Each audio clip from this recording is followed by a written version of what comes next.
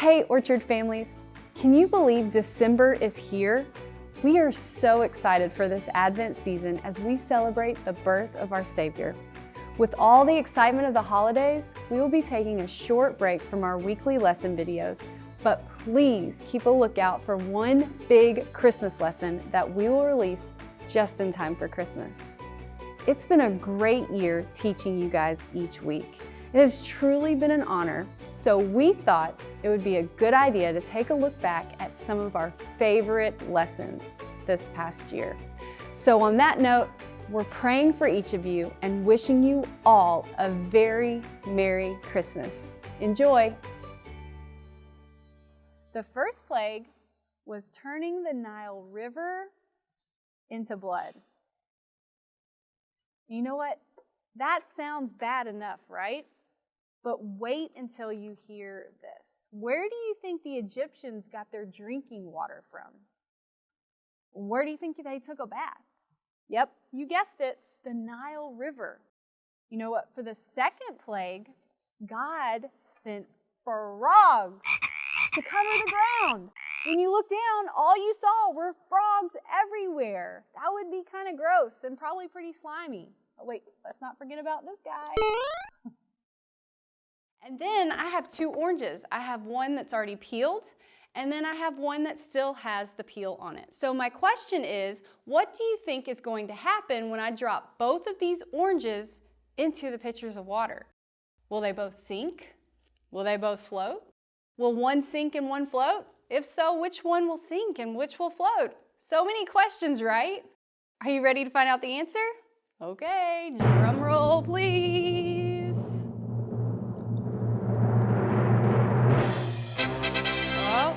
Look what we have here.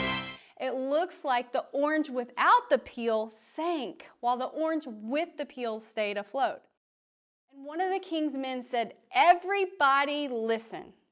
When you hear music from these instruments,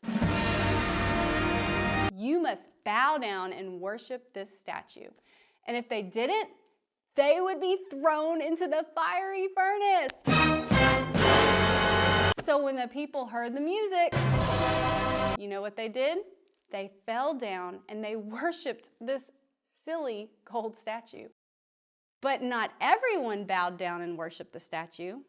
3 men named Shadrach, Meshach, and Abednego, I know, some more strange names, but they refused to worship the statue because they were faithful to God. So when Nebuchadnezzar saw this, he quickly went to the door of the furnace and he called for the 3 men. So Shadrach, Meshach, and Abednego came out of the fire. God had protected them. And it says in the Bible that the fire, it hadn't even harmed their bodies. Not one hair on their head was burned. Their robes weren't burned either, and they didn't even smell like smoke.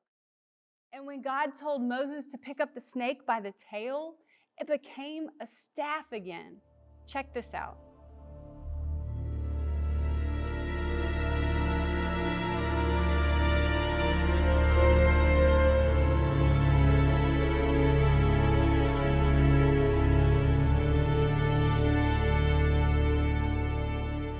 Next, God said, "Put your hand inside your cloak."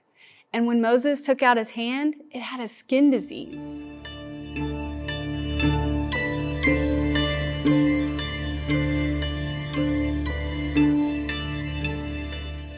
God told Moses to take his hand from his cloak a second time, and it was healed. Finally, God told Moses, if the people still don't believe, take water from the Nile River and pour it on the ground, and it'll turn into blood. God assured Moses that these signs would show the people that God had sent him. For instance, imagine you were building this really cool pyramid of cups.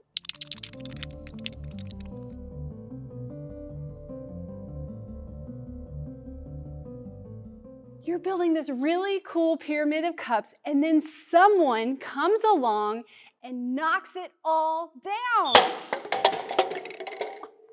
on purpose. Hey, that wasn't very nice. And King Saul came along with 3,000 of his men, and they went to track down, they wanted to kill David.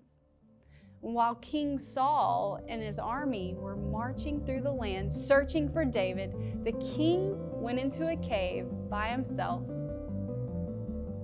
to rest.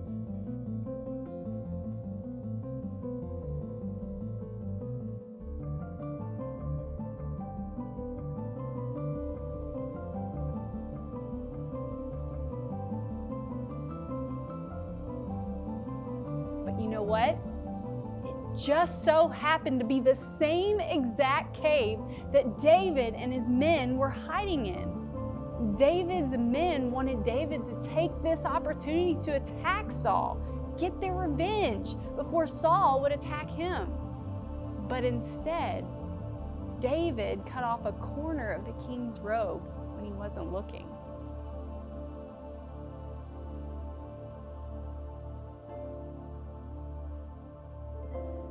And then he allowed Saul to walk out of the cave without being harmed at all.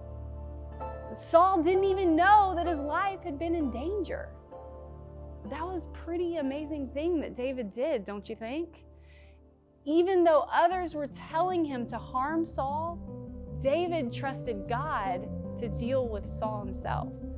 So once Saul was a distance away, David came out of the cave, called out to King Saul.